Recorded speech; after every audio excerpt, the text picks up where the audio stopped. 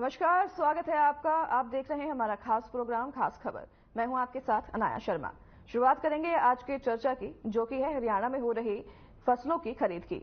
हरियाणा में सरसों के बाद अब गेहूं की सरकारी खरीद भी 1 अप्रैल से शुरू हो चुकी है, लेकिन मंगलवार को दूसरे दिन भी किसान अपनी फसल लेकर मंडी नहीं पहुंचे हैं। हालांकि सरसों की सरकारी खरीद 26 मार्च से शुरू हुई थी। आपको बता दें कि गेहूं की खरीद को लेकर सुबह से मंडी और प्रशासन, पूरा स्टाफ किसानों के इंतजार में बैठा रहा, लेकिन कोई भी किसान अपनी फसल लेकर मंडी में नहीं पहुंचा। इस पर प्रशासन का ये कहना रहा कि शायद अभी किसानों को अपनी फसल लाने में 1 सप्ताह का समय और लग सकता है, क्योंकि अभी किसानों ने गेहूं की कटाई शुरू नहीं की है। तो वहीं अभी गेहूं की फसल पूरी तरह से पकी नहीं है। तो वहीं आपको यह भी बता दूं कि इस वर्ष काफी अच्छी ठंड पड़ी है और साथ ही बरसात भी काफी मात्रा में हुई है, लेकिन मौसम में ठंड ज्यादा होने के चलते गेहूं की अच्छी पैदावार होने की उम्मीद जताई जा रही है। लेकिन सरकार द्वारा हर साल 1 अप्रैल से गेहूं की सरकारी खरीद शुरू हो जाती है, जो लगभग 15 मई तक जारी रहती है। इस दौरान किसान अपनी फसल अंबाला जिला में स्थित लगभग 15 मंडियों में लेकर आते हैं, जिसे सरकार पोर्टल के जरिए खरीद लेती है।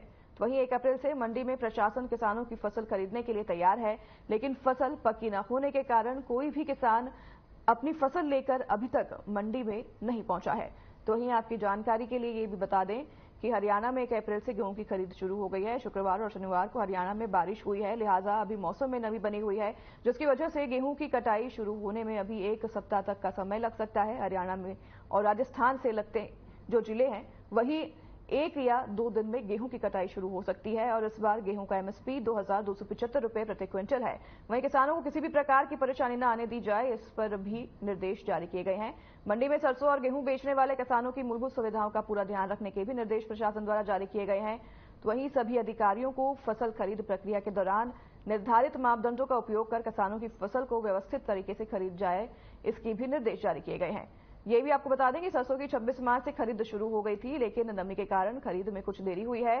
तो वहीं गेहूं की खरीद शुरू हो चुकी है और मंडी में फसलों की सरकारी खरीद के लिए हुए इंतजामों को लेकर अधिकारियों का कहना है कि किसानों के लिए पानी, खाने पीने, यहां तक कि टीवी देखने की भी व्यवस्था की गई है।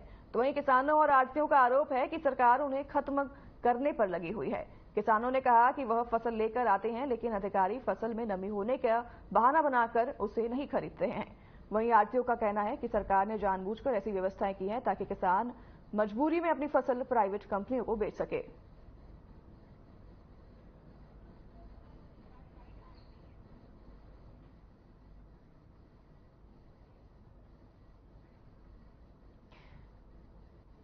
हरियाणा की मंडियों में गेहूं की खरीद 1 तारीख से शुरू हो गई है। वहीं आपको बता देंगे 26 मार्च से सरसों की खरीद भी शुरू है और लगातार जारी है। इस चर्चा पर ज्यादा जानकारी के लिए हमारे साथ किसान नेता स्वामी इंद्र जुड़ गए हैं। आपका बहुत बहुत स्वागत है स्वामी जी। और आपसे ये मेरा सवाल है कि ये लगातार खबरें आ रही हैं कि किसान अभी तक मंडी नहीं पहुंचा है, जबकि अगर प्रशासन की बात करें तो प्रशासन दावा कर रही है कि हमारी तरफ से सारी व्यवस्थाएं की गई हैं, लेकिन किसान मंडी अभी तक नहीं पहुंच पा रहा है। इसके पीछे क्या कारण हो सकता है? नमस्कार जी। मैडम शर्मा जी, विषय ये है कि किसान अपनी फसल तैयार करता है, वो अपनी फसल लेकर मंडी में आता है और सरकार की व्यवस्था ये होनी चाहिए थी कि इसको हाथों हाथ देगी। आपने देखा कि सरकार हठ धर्मता हमेशा निभाती नजर आती है। जब किसान अपनी सरसों फसल लेके आया, सरकार ने बहाना माना भाई हम तो 26 मार्च के बाद ही लेंगे।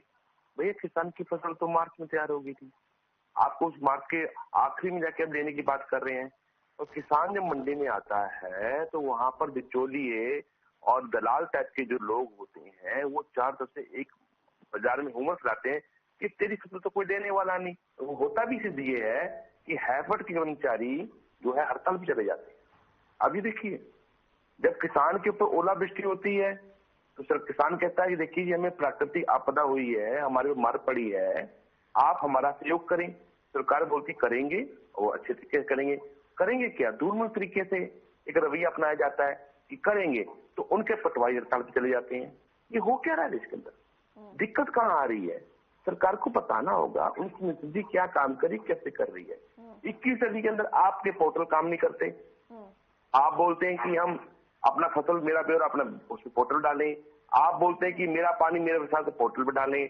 आप बोलते हैं कि जो फसल नुकसान है जो हुआ वो पोर्टल, छत्तीसगढ़ पोर्टल जो बनाया आप उस पर डालें। किसान डालता है तो पोर्टल काम नहीं करता। ये कल ही की तो बात है। स्वामी जी, कृषि मंत्री जी, मैं आपको बीच में रोक कर ये बताना चाहूंगी कि महेंद्रगढ़ की अगर बात करें तो वहां पर मंडी से ये आंकड़े सामने आए हैं कि 400 किसान ऐसे हैं जिन्होंने पोर्टल का इस्तेमाल करके वो मंडी में पहुंचे हैं और उन्होंने अपनी फसलें बेची हुई हैं। अगर किसान इकट्ठे होके आते हैं, आंदोलन करते हैं, तब उनकी फसल बिकती है। अगर एक किसान, मुझे बताइए, 2 एकड़ का जो किसान है, मतलब 2 एकड़ जमीन है, उसके साथ कौन खड़ा है? कौन खड़ा है उसके साथ? और 80% भारत के अंदर, खाली हरियाणा प्रदेश की बात नहीं कर रहा, 80% भारत के अंदर 5 एकड़ से नीचे के किसान रह गए हैं। मैं सरकार से पूछना चाहता हूं, उन किसानों के साथ कौन खड़ा है? उनकी बात कौन कर रहा है? आप 6,000 रुपए उस किसान को किसान सम्मान निधि देकर ये सोचते किसान अमीर हो जाएगा? किसान तो अपनी फसल देकर आत्मनिर्भर हो सकता है, और देश भी, क्योंकि आज देश की सरकार को समझना होगा, पूरी दुनिया में, मैं बार बार बोलता हूँ कि पूरी दुनिया में इंडस्ट्री क्राइसिस नहीं है। आप अपने उद्योगपति मित्रों को छोड़ दें, ये 3-4 मित्र आपकी जो है नौका, आपकी नौका डुबोने का काम कर रहे हैं। मैं माननीय प्रधानमंत्री जी को और माननीय प्रदेश के मुख्यमंत्री को, जो मेरे समाज से आते हैं और वो उस समाज से आते हैं जिस समाज के पास बहुत थोड़ी जमीन है, वो सैनिक समाज से आते हैं, उन्हें मुझसे ज्यादा बेहतर पता है। आलू के अंदर, हरियाणा के अंदर किसान पिट गया। सैनिक समाज के लोग सबसे ज्यादा आलू लगाते हैं, फल सब्जी लगाते हैं। आज सब्जी का कोई भाव नहीं है हरियाणा के अंदर। अगर किसान पालक लेके आता है इस सीजन में, जबकि पालक का सीजन चला गया है, सब्जी मंडी में उसकी पालक को खरीदता नहीं है। अगर भिंडी, तोरी लेके आता है, उसको कोई खरीदता नहीं, पूछता नहीं है। माननीय मुख्यमंत्री जी, आपके राज्य में कमेरे वर्ग का बहुत बड़ा नुकसान हो रहा है, और आपके चैनल के माध्यम से, मैं हर खबर हरियाणा के माध्यम से ये प्रदेश के मुख्यमंत्री जी को एक अपना जो है सुझाव दूंगा, एक रिक्वेस्ट करूंगा किसानों की तरफ से कि आप किसान के मेले की बात समझें, अपने अधिकारियों को सुनिश्चित करें कि सही समय पर किसान की फसल ले ली जाए। आज किसान मंडी में आने से कतरा रहा है, मंडियां खाली पड़ी हैं। ठीक है, ये मत समझिएगा, किसान फसल बेच चुका है, किसान की फसल उसके घर पड़ी है, क्योंकि व्यवस्था ना होने की वजह से जो आपके यहाँ से माहौल बन के गया है, जो आपके यहाँ से मैसेज बन के गया है कि मंडी जाओगे कोई पूछने वाला नहीं, इसलिए किसान मंडियों में नहीं आ रहा। अच्छा, ठीक है स्वामी जी, आपके पास लौटूंगी, बने रहिए हमारे साथ। हमारे संवाददाता भी जुड़ गए हैं, उमेश साहब चरखी दादरी से। उमेश, मैं आपसे जानना चाहूंगी कि अगर बात करें मंडियों की, तो मंडियों की ग्राउंड रिपोर्ट क्या आ रही है सामने? क्योंकि एक तरफ प्रशासन कह रहा है कि किसान तो पहुंच रहे हैं, किसान पोर्टल का इस्तेमाल करके मंडियों में आ रहे हैं और अपनी फसल भी बेच रहे हैं। दूसरी तरफ किसान कह रहे हैं कि हम मंडियों में नहीं जा पा रहे हैं और हमें काफी परेशानियों का सामना करना पड़ रहा है। बात की जाए तो सबकी और जो गेहूं की फसल लेके उसके लिए काफी भीड़ है। लेकिन अगर गेहूं की बात की जाए, गेहूं ज्यादातर जो है किसान लेकर यहाँ भी पहुंचे हैं। किसानों का मानना है कि किसानों के लिए जो सुविधाएं हैं वो बहुत किसानों को अपनी फसल आपकी आवाज क्लियर नहीं है उमेश जी, ज्यादा देख पा रहे हैं। सबको भी जो है, बाकी गेहूं की बात की जाए तो यहाँ पे गेहूं बहुत कम मात्रा में यहाँ पे पहुंचा है। आप फिर से कोशिश करिए हमें बताने की। है ना, मैं बताना चाहूंगा, चरखी दादरी, अगर मंडी की बात की जाए, चरखी दादरी के जिले के जो किसान है वो गेहूं लेकर के बहुत कम है, सरसों ज्यादा मात्रा में यहाँ पे आई हुई है और लगातार काफी दिनों से लंबी लाइन लगी हुई है। लेकिन गेहूं की गेहूं ठीक है उमेश जी, मैं आऊंगी आपके पास। स्वामी इंद्र जी हमारे साथ चर्चा पर बने हुए, मैं आपके पास फिर से आऊंगी। स्वामी जी, आपसे ये सवाल मेरा है कि एक तरफ जो है सरकार ने ये ऐलान किए हैं कि हम किसानों के लिए सारी व्यवस्थाएं कर रहे हैं। सरकार तो ये तक कह रही है कि हमने मंडियों में टीवी तक की भी व्यवस्था की है कि किसान अगर वहां पर आए तो टीवी भी देख सके। इतनी तक व्यवस्था है सरकार की तरफ से किसानों के लिए की जा रही है, और आप कह रहे हैं कि किसानों के लिए व्यवस्था सरकार की तरफ से नहीं, और किसान जो है मंडी में जा ही नहीं रहा है, किसान पहुंच ही नहीं रहा है। देखिए, कहावत सुनी थी आपने कि देखो इनकी शान है किसी से कम नहीं, मारते हैं मक्खियों को लेते दम में। ये कहाँ दम भरेंगे? आप बोल रहे हैं कि टीवी की व्यवस्था है। अरे वो देखिए आवारा पशु कितने अंदर घुसे हुए मंडियों में, सोने जैसा अनाज हम देश के लिए लेके आते हैं, उन्हें आवारा पशु खा जाते हैं। अधिकारी के बयान, जो प्रशासन के बयान आते हैं, उस पर हमको बता रहे हैं कि प्रद्युम्न अधिकारियों ने कहा है कि हमने तो टीवी की व्यवस्था की है, हमने शौचालय की व्यवस्था की है, हमने किसानों के लिए हर एक तरीके खाने पीने की तक की व्यवस्था किसानों के लिए की है। मैं आपको निमंत्रण देता हूँ अपने चैनल को और देश के तमाम मीडिया को आपके माध्यम से कि मेरे साथ चलें। हरियाणा की एक एक मंडी दिखाऊंगा मैं, जिस मंडी पे वो हाथ रख दें कि हम तो ये देखना चाहते हैं, भले वो सीएम हाउस कुरुक्षेत्र के नजदीक की कोई मंडी हो, भले चंडीगढ़ जहाँ पे हमारी राजधानी है वहां की मंडी हो, भले पूर्व मुख्यमंत्री मनोहर लाल जी की मंडी हो यमुनानगर की, वहां तो गंदे नाले का पानी भी मंडी के अंदर आता है। बरसातों में हमने अनाज डूबता देखा है, मंडियों में शेड नहीं है, पीने के पानी की व्यवस्था नहीं है। अभी आप दिखा रहे थे विजुअल आपका, मैं देख रहा था एक मंडी की टंकी के ऊपर जब पिए जल लिखा है उससे काई जमी हुई है। मुझे बताइए किसान मेरे को आप गंदा पानी पिलाना चाह रहे हैं? कहाँ व्यवस्था है? बातों से कहने से क्या होता है कि सबका साथ सबका विकास। मैं तो माननीय प्रधानमंत्री जी के साथ हूँ, मैं उन 80 करोड़ देशवासियों के साथ हूँ जिन्हें माननीय प्रधानमंत्री जी अनाज देना चाहते हैं। देश का किसान साथ है, वो चाहते हैं कि माननीय प्रधानमंत्री जो कह रहे हैं सबका साथ सबका विकास होना चाहिए, पर विकास के अंदर चंद मित्रों को आप रख लें और बाकी देश की जनता को ऐसा छोड़ दें तो ये लोक लुभाने वादों से देश चलने वाला नहीं। देश का किसान इस बात को समझ चुका है। आज डरते हैं क्योंकि आपने देखा जब किसान दिल्ली जाकर अपनी बात करना चाहते थे, उनके भाइयों को आपने पंजाब के बॉर्डर, हरियाणा पंजाब के बॉर्डर रोका, उन्हें आपने गोलियां चलाई। हरियाणा के अंदर 70,000 से ऊपर पैरामिलिट्री फोर्स बिठाकर आपने घर घर जाके दबिश मारी, किसानों को प्रताड़ित करने का काम किया, मान सम्मान को ठेस देने का काम किया।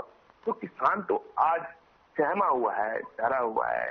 आज की सरकार को चाहिए किसानों से वार्ता करे, उन्हें कहें कि हम आपके साथ खाली चुनावी वादों के हिसाब से न चलें।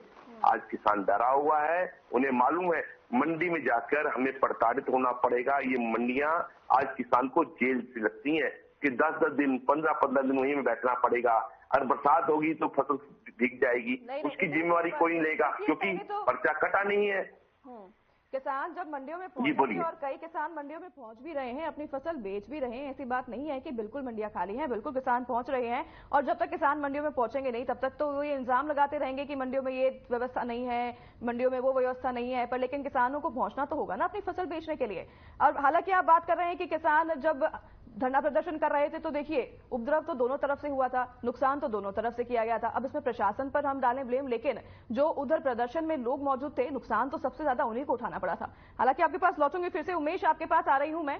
क्या कुछ मंडियों में स्थिति दिखाई दे रही है? क्या मंडी में किसान पहुंच रहे हैं? हमें आप ग्राउंड जीरो से क्या कुछ रिपोर्ट सामने आ रही है, बताइए। पहले से ही लोगों की बात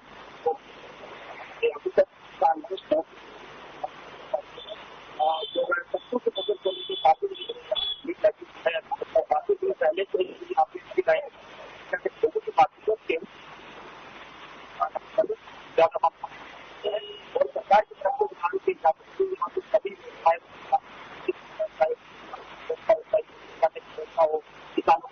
किसान भवन में भी सुविधाओं का जो है प्रशासन की तरफ से कहा जा रहा है कि सभी सुविधाएं यहाँ पे मिलेगी और किसानों को किसी प्रकार की कोई परेशानी का सामना नहीं करना पड़ेगा।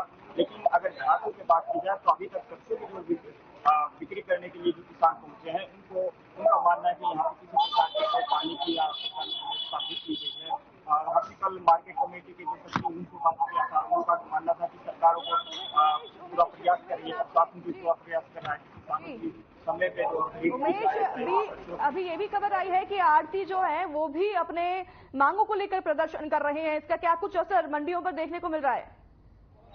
जो मंडी में भी काफी दिन पहले से ही आरटीओ ने जो है धरना प्रदर्शन किया था, लेकिन बीच में आरटीओ का मानना था कि 2.5% जो उनका आर्डर दिया जाता है सरकार अच्छी बात जो प्राइवेट एजेंट किए गए हैं जिसके तहत जो ठीक है उमेश, मैं लौटूंगी आपके पास, चर्चा पर बने रही हमारे साथ। ओपी शर्मा संवाददाता हमें जुड़ गए हैं। ओपी, क्या कुछ अगर मंडियों की बात करें, क्या कुछ स्थिति हमें दिखाई दे रही है ग्राउंड जीरो से? क्या किसान पहुंच रहे हैं मंडियों में, और अगर किसान पहुंच रहे हैं तो क्या उन्हें व्यवस्था सारी मिल रही है या नहीं मिल रही है? देखिए, अगर दक्षिण हरियाणा की बात करें तो दक्षिण हरियाणा की मंडियों के अंदर जो गेहूं थोड़ी सी जो आवक है वो अच्छे औसतन जो है वो शुरू हो गई, लेकिन अभी भी नॉर्थ हरियाणा की बात करें तो वहां पर जो अभी तक जो है गेहूं की जो है वो आवक में इतनी तेजी नहीं आई है। ठीक है, हाँ मानते हैं कि हर बार की तरह इस बार भी किसानों को दिक्कतें जरूर हो रही है, क्योंकि जो मंडियां पुराने वक्त की बनी हुई थी उनका कोई एक्सटेंशन वगैरह नहीं हुआ, तो वहां पर जब भी जो गेहूं वगैरह आती है तो एक भीड़ भड़का और कहीं ना कहीं प्रशासन की जो कमियां जरूर दिखाई देती है। हालांकि हर बार सरकार अपनी तरफ से दावे जरूर करती है, लेकिन अब चुनाव का वक्त है तो ऐसे में कहीं ना कहीं सरकार को कम से कम मंडियों के ऊपर जो है जरूर ध्यान देना चाहिए, क्योंकि हरियाणा का एक बड़ा तबका जो कहीं ना कहीं किसान है, और ऐसे में अगर सरकार किसानों का ख्याल नहीं रखती तो शायद किसान फिर उसका जवाब जो है अपने मतदान के जरिए भी दे सकते हैं। लेकिन सरकार के अगर दावों की बात करें तो हरियाणा के अंदर करीबन 418 जो है वो अनाज खरीद के जो मंडियां या पॉइंट्स बनाए गए जिनके ऊपर सरकार जो खरीदारी के दावे कर रही है। वहीं आड़ती भी जो है अपने कमीशन को लेकर जो है वो हड़ताल पर चल रहे, तो ऐसे में सरकार कहीं ना कहीं ये कह सकते हैं कि चुनाव में जाई हुई दिखाई दे रही है, और शायद किसानों को लेकर जो कृषि विभाग या फूड और सप्लाई डिपार्टमेंट है या हैफेड वगैरह है, ये शायद मतलब पूरी गंभीरता से काम नहीं कर पा रहे हैं। ये एक मानने वाली बात होगी। जी ओपी, अगर गेहूं की बात करें तो गेहूं में तो ये कहा जा रहा है कि अभी गेहूं की कटाई में थोड़ा समय लग सकता है, इसलिए किसान मंडी नहीं पहुंच रहे हैं। तो अगर सरसों की बात करें, सरसों तो 26 मार्च से शुरू हो गई है उसकी खरीदी, तो उसको लेकर किसान मंडियों में पहुंच रहे हैं कि नहीं पहुंच रहे? क्योंकि किसानों का कहना है कि अगर हम जाते हैं मंडियों में तो हमें कह दिया जाता है कि आपकी जो फसल है वो गिली है, और उसे फिर ये बहाना देकर किसानों को वापस लौटा दिया जाता है।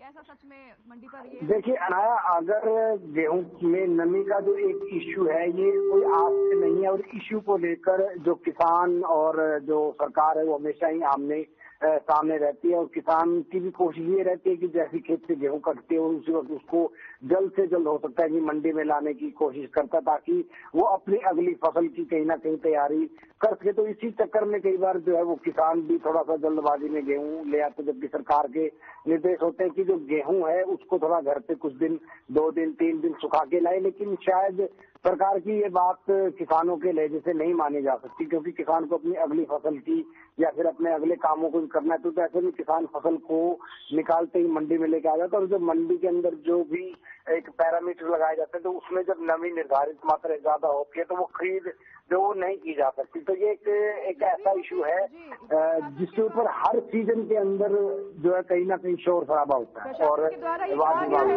कि है ना, जो भी फसल किसान ला रहे हैं वो सुखाने की भी व्यवस्था हमने मंडियों में की है कि अगर किसान आते हैं उनकी फसल अगर गीली है तो उसको सुखाने के लिए भी हम सारी व्यवस्था कर रहे हैं। तो क्या ये बात सच है?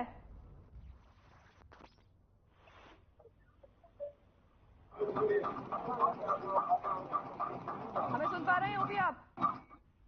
जी, प्रशासन द्वारा कहा गया है कि किसान अगर आते हैं और उनकी फसलें अगर गीली होती हैं तो उनकी फसलों को सुखाने की भी तमाम व्यवस्थाएं हमने मंडी में की है कि उन्हें वापस ना लौटना पड़े, किसान को किसी भी तरह की तकलीफ ना हो।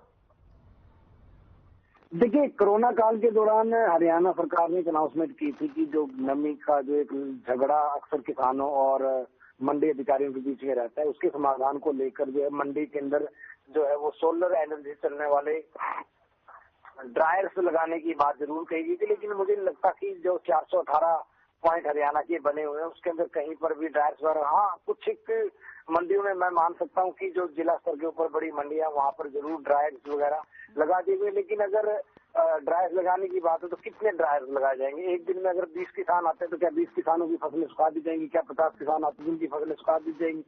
तो कहीं ना कहीं कुछ शायद जो एक सरकार ये कर सकती है कि जो गेहूं खरीदने का वक्त है उसको थोड़ा सा लंबा कर दे, तो उस समस्या से इसका जो समाधान है वो जो जरूर निकल सकता है। जी, अगर पोर्टल की बात करें हम, मेरी फसल मेरा ब्यौरा जो पोर्टल है उस पर काफी परेशानियों का सामना करना पड़ रहा है। किसान कह रहे हैं हमारा पंजीकरण हो ही नहीं पाता और हम पहुंच ही नहीं पाते, और उससे जैसे हमारी फसल जो है खरीदी नहीं जाती है। तो इस पर ज्यादातर मुख्य ऐसे कौन सी परेशानियां जो किसानों को फेस करनी पड़ रही है और किसानों को सामने आती है पंजीकरण करने के समय पर? देखिए, नो डाउट अगर हम किसानों के नजरिए से मेरी फसल मेरा ब्यौरा पोर्टल की बात करें तो किसान इससे जरूर परेशान है। लेकिन मैं थोड़ा ये भी कहना चाहूंगा कि किसान मेरी फसल मेरा ब्यौरा पोर्टल का विरोध नहीं करना चाहिए, मैं उनको ये मानूंगा, क्योंकि जहां तक हरियाणा की बात है तो बॉर्डर से लगते जितने भी पश्चिमी यूपी से जो लगता हुआ हरियाणा का यमुना की बेल्ट है, या फिर राजस्थान से लगती हुई गंगानगर हनुमानगढ़ की है, तो इन राज्यों के अंदर जो गेहूं की सस्ती दामों पर कुछ बिचौली जो वो हरियाणा के अंदर लाकर एमएसपी के ऊपर बेचने की जो है कोशिश करते हैं। बहुत बार ऐसा हुआ कि हरियाणा में बाहरी राज्यों से आने वाली गेहूं, चावल या सरसों वो पकड़ी गई है। तो इसी समस्या से बचने के लिए मेरी फसल मेरा ब्यौरा पोर्टल जो कहीं ना कहीं शुरू किया गया था। शायद इसकी एक जो सबसे बड़ी खामी मैं ये मानता हूँ कि पर जो किसानों से उनकी जमीन के अंदर पैदा होने वाली जमीन का जो फसल का जो रजिस्ट्रेशन मांगा जाता है, तो अगर उसकी बजाय उसके बाद उसी फसल का वेरिफिकेशन जो पटवारी कानून वो या रेवेन्यू डिपार्टमेंट के जो लोग हैं वो 2 से 3 बार